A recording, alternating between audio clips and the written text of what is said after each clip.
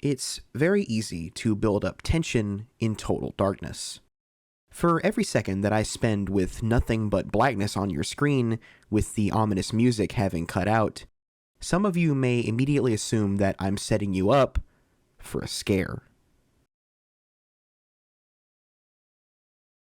In this case, you're lucky. Not only because I'm a nice guy, but also because I believe that true horror doesn't come from around the corner with a loud noise. I'm often reminded of a quote by the great Alfred Hitchcock, who once said, "There is no terror in the bang, only in the anticipation of it."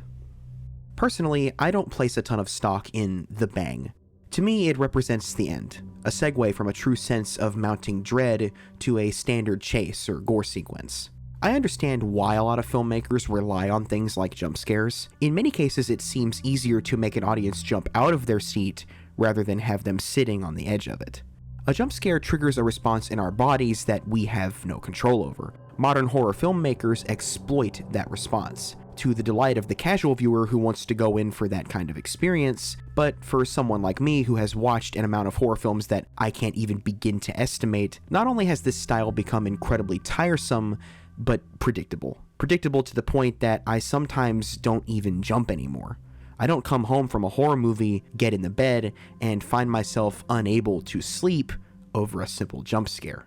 There's a different kind of terror that makes its way into my head. And in some cases, it's even more exploitable by filmmakers to use because it's something that we all relate to. It's ambiguity. It's sensory deprivation and overload at the same time. It's a sense of overwhelming loneliness or the chilling sense that you may not be alone. And it all comes from the darkness. Nyctophobia is born from the same place that all fear is born, from the past. At a time when human beings were not yet at the top of the food chain, venturing out into the darkness of the night was something feared by all. With our sense of sight hindered, we're at the mercy of creatures that have nocturnal vision.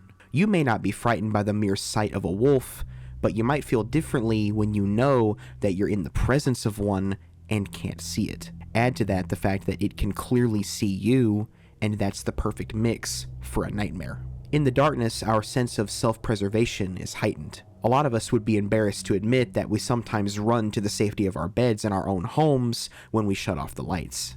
It's amazing how the simple absence of a source of light can drastically change the appearance and feeling of a location like our own place of residence. A place where we're supposed to feel the safest can feel dangerous in the dark. One thing that our brains don't like is the concept of ambiguity. Our need to survive fuels our need to understand and relate to the world around us. It is because of this that our brain is constantly searching for and recognizing visual patterns. Most of the time, we apply human form and personality to inanimate objects without even realizing it. This sensation is known as pareidolia. You've experienced this when you've seen a face in an electrical outlet or even on the surface of Mars.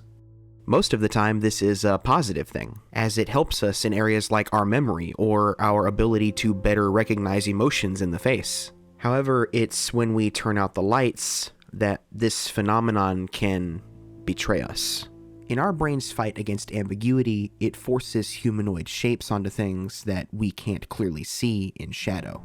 In the state between awake and sleep, something as simple as a coat hanging in our closet can become a creature of uncanny form. The things that we put in our room to comfort us can suddenly become hostile when our brain tries to piece them together in the dark. A lot of the earliest examples of us experiencing this sensation come from when we were kids, when our action figures and dolls suddenly become alien in the night. We can only see so far in the dark, and places like under our bed and in our closet that seem to become infinite abysses of black the more we look into them can be the birthplace of monsters. Luckily, we have our parents to plug in the nightlight or check under our bed for us. I think a lot of us hope that when we get older, we'll be like our parents and not be afraid anymore. That with the passing years, fear of the dark will be the least of our concerns and rationality will ultimately win out.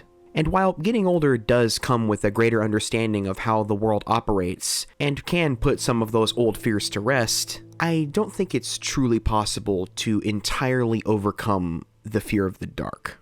Stories of home invasions, footage from Ring cameras, and the general unpredictability of the world around us can send us to bed at night with one horrifying thought. If there truly is something in the dark and it wants to hurt us, a nightlight isn't going to stop it.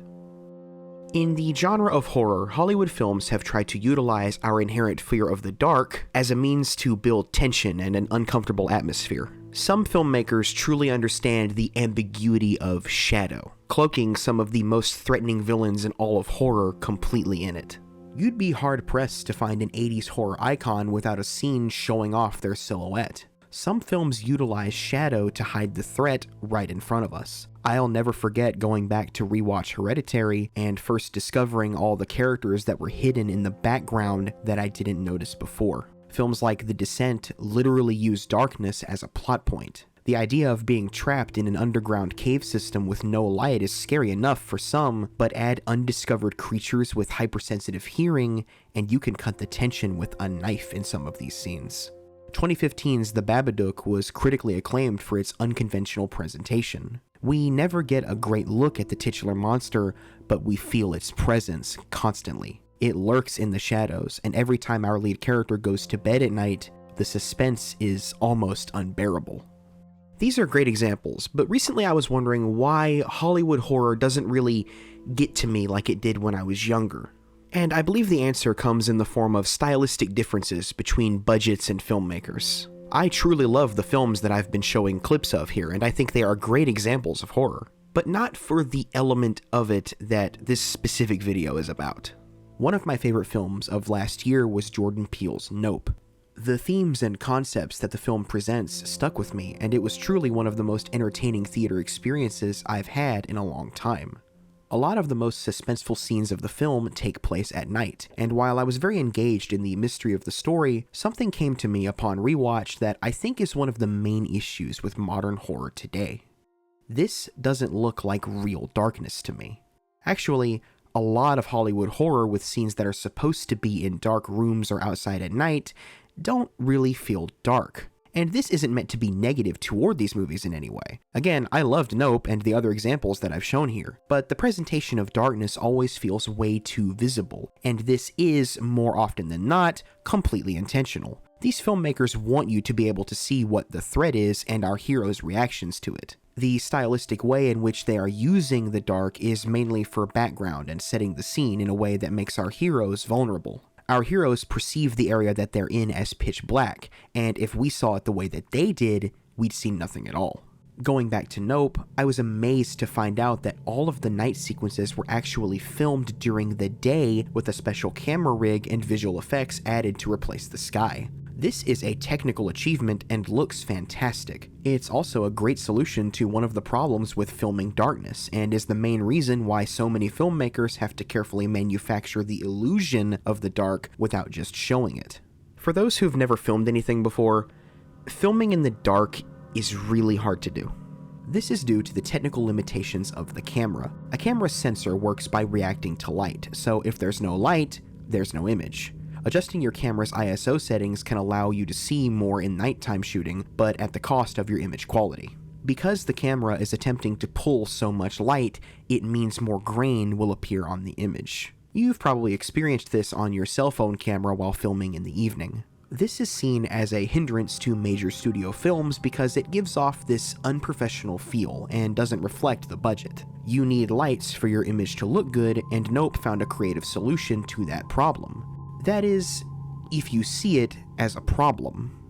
I want to bring up two movies that you may have heard of before. In 1999, a little independent film was shot on a very low budget, and with the help of one of the most successful viral marketing campaigns of the time, The Blair Witch Project was released to a massively successful $248 million box office return. In 2007, another little indie movie was shot for an even lower budget and yielded a $193 million box office.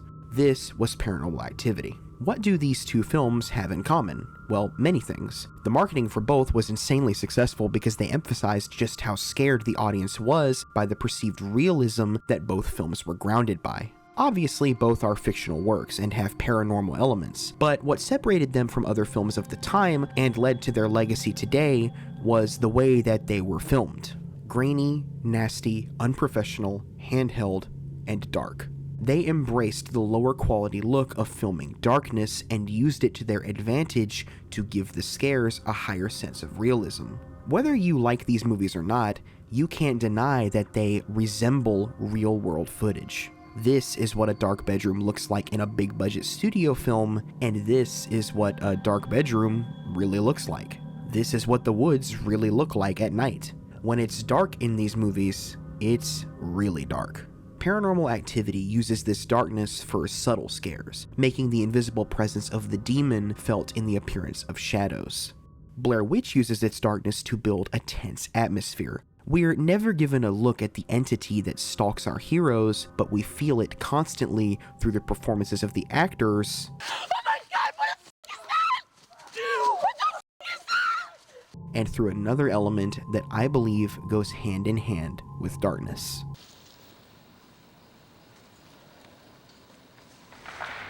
Shit. Sound design. When we can't see, our other senses are heightened, or at least more focused on. We're never truly in total silence. There's noise around us all day long. We just tend not to focus on it due to visual distractions. So when those distractions go away, the sound around us sort of creeps in. Everything from the low hum of the AC to the gentle wind against the window becomes more noticeable in darkness.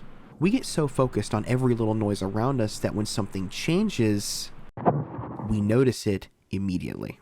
I can't tell you how many times the ice machine in my refrigerator has nearly given me a heart attack.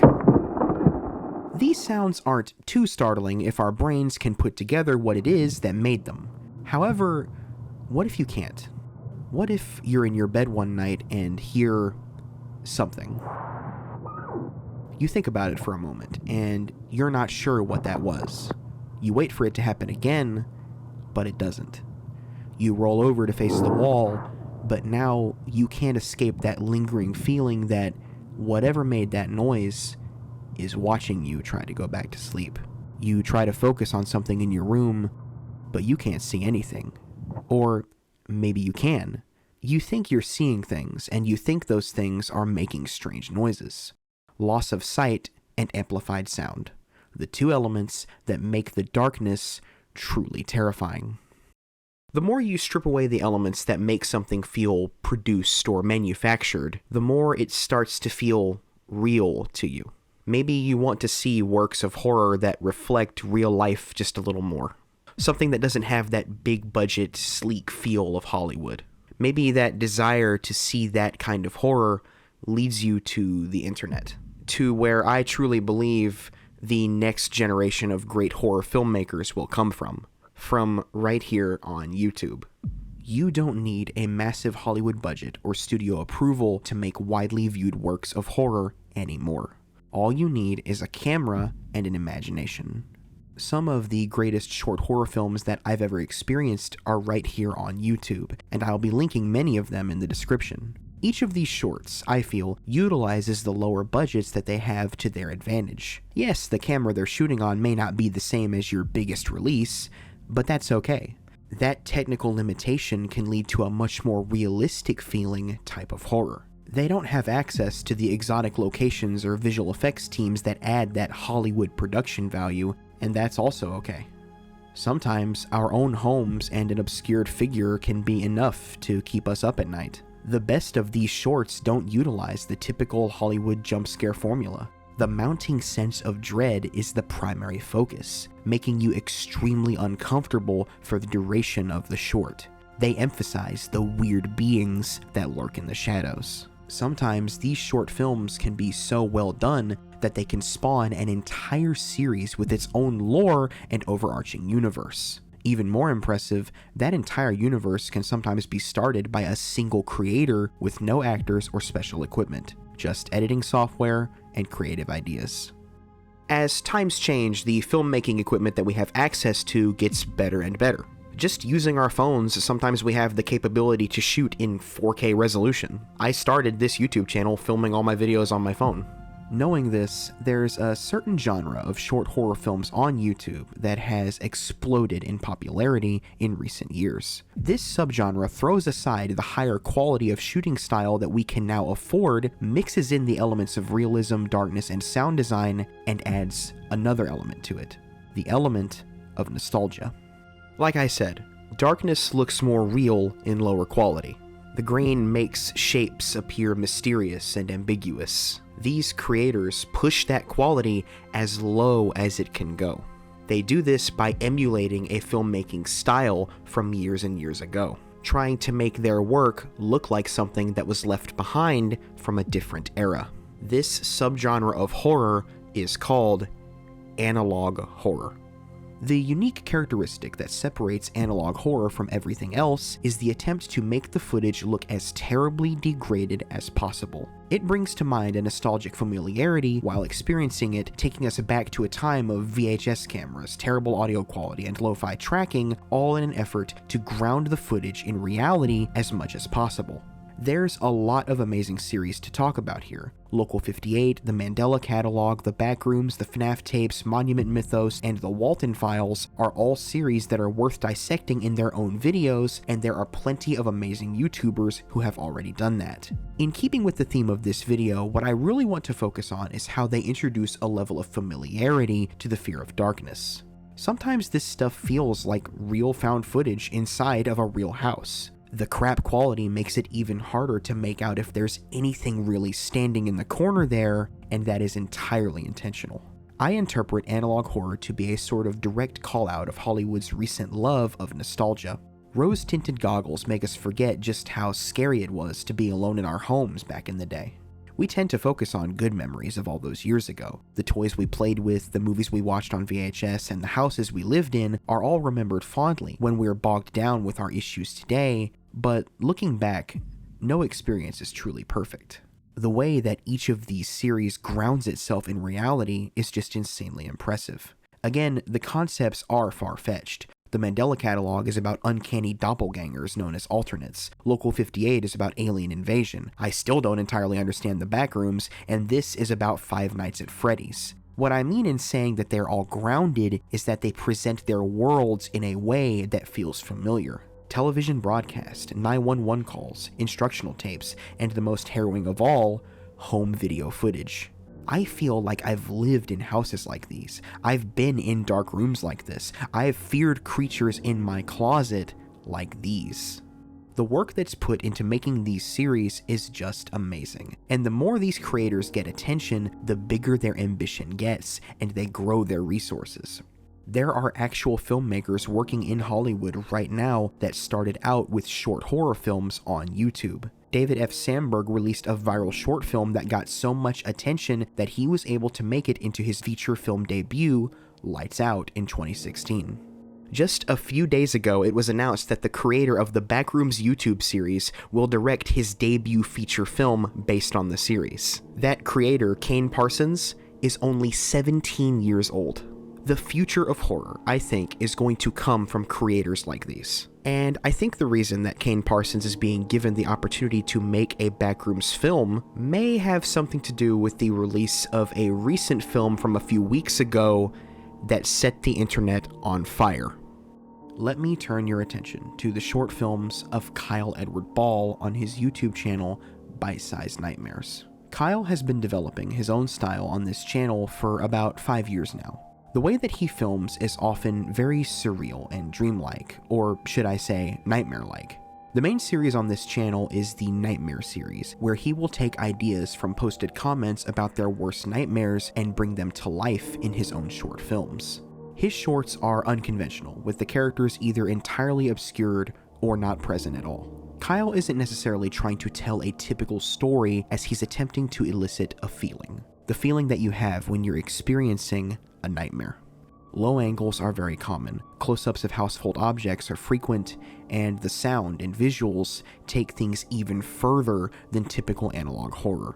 Sometimes it takes me a second to know what I'm even looking at. The amount of filters that he applies to the image gives the films a damaged home movie look, going back even further than the VHS style of most analog horror and evoking a more degraded celluloid look.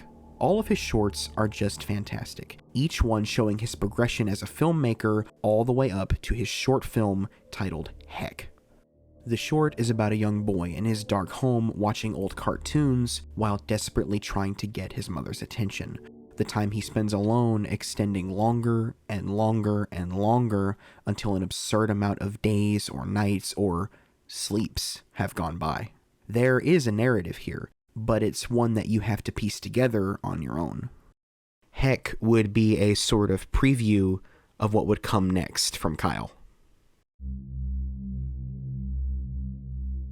Skinamarink is his feature film debut, and horror fans on the internet went insane over it. Skinamarink takes all of the elements that I've talked about before and combines them into what I believe is the greatest portrayal of the fear of the dark ever put on film. This movie is an hour and 40 minutes of slow, tense buildup. You know that our two lead characters aren't alone in their home. Something is lurking in the darkness, and what makes this even worse is that our main characters are very young children. Skinamarink made me feel like a child again in the worst way possible. Defenseless, confused, angry, sad, and scared. I won't recommend Skinamarink to everyone. The majority of this movie is shots of the walls, ceiling, the TV, and toys. We never see the faces of our main characters. The audio is purposely terrible, and the camera quality is so grainy that there are shots that look like this. It's a very experimental movie, akin to the works of David Lynch, and if that's not your thing, I get it. I recommend watching some of Kyle's videos on his channel before you decide to check it out. On the channel, there's a teaser trailer for Heck titled "To Be Watched in the Dark Alone." I actually think this is the best way to experience Skinamarink. There's a lot I could say about the themes of this film or my interpretation of the events that take place, but I think that what Kyle wanted to happen to me while watching it is the same thing that happened to so many online. I was debating whether or not to include this segment, but after watching other YouTubers and reading comment sections discussing Skinamarink, I saw other people talking about experiences similar to mine. And part of me thinks that this is what Kyle intended. Skinamarink manages to bring out some of your darkest childhood memories. Memories that you think you forgot or moved on from. And while I was watching Skinamarink, this memory returned to me out of nowhere. I had not really thought about this specific memory in years, but because of this movie, I now can't stop thinking about it. When I was about 8 years old, my parents owned and operated a live music business that would have shows every weekend. Monday through Friday, we were closed, but we lived right behind the auditorium in a small house, and my parents would maintain the auditorium throughout the week to prepare for Saturday. In the front of the building was a cafe where we would serve food, drinks, and snacks to eat during the show. Now, as a kid who was always a midnight snacker, knowing that there was candy and soda was sometimes too tempting in the late hours of the night. I would decide to go into the building and grab a snack. The sounds of the night would fill my ears as I left my house and approached the rusted metal door that led backstage. As I closed it behind me, the sound of the night would fade away, and I was now in even greater darkness. I would pull out my iPod Touch from my pocket, the one with no camera and no flashlight, so my visibility was limited to the brightness of this small screen and the adjustment of my own eyes. To my right is a small set of stairs that leads up to the stage. Underneath them is the black abyss of nothingness that is the area below the stage, where we would store equipment and decorations. Looking further right is a long black hallway that connects stage left and stage right. There's no light there. I don't dare travel that way. I exit the small curtain that leads into the auditorium. Maybe some of you know this feeling, but it's hard to put into words the emotions that come from being completely alone in a hall of empty seats. I should feel alone, but I don't. This building is very old, and you can almost hear its age in the darkness. I go as quickly as possible to the cafe, my bare feet slapping on the floor as I make my way to the cooler where we keep the soda. With my drink and snacks in hand, I make my way into the auditorium again. I reach the front of the stage, and I'm almost to the door when I freeze. My heart beats loudly in my ears, and I feel that terrible chill run up my back. The sound came from under the stage, the area that lets out from underneath the stairs to the door that I need to leave. Whatever horrific creature is underneath the stage, it has the perfect opportunity to get me. No matter where I go, I'm doomed. My young mind panics. I stand there for a long time, feeling somewhat safe and not moving, but only for a moment. It's then that I feel like I'm being watched from behind. The sounds of the old building are now deafening. Are they real sounds, or am I making them up in fear? I don't know. An area that was once so familiar to me has become like another world. It's a place that I don't belong. I'm young.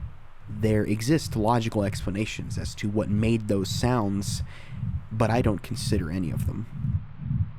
There's something in the darkness. After what feels like forever, I find the strength to run to the door. I fear that I'll just make it enough to open the door before I'm pulled back in to suffer a terrible fate. Obviously, this didn't happen. I made it out, I'm still here, and this memory was buried until I watched Skinamarink. This movie reminded me of a lot of things. What it was like to be a scared child. That what I fear most truly is the unknown. That jump scares will never scare me as much as this feeling. And that I'm still scared of the dark. Maybe it's a figment of your imagination, or an illusion created by the natural processes that occur in our brains. Or maybe it's childhood memories lurking deep within us that we thought we forgot. Whatever it may be, there is something in the darkness.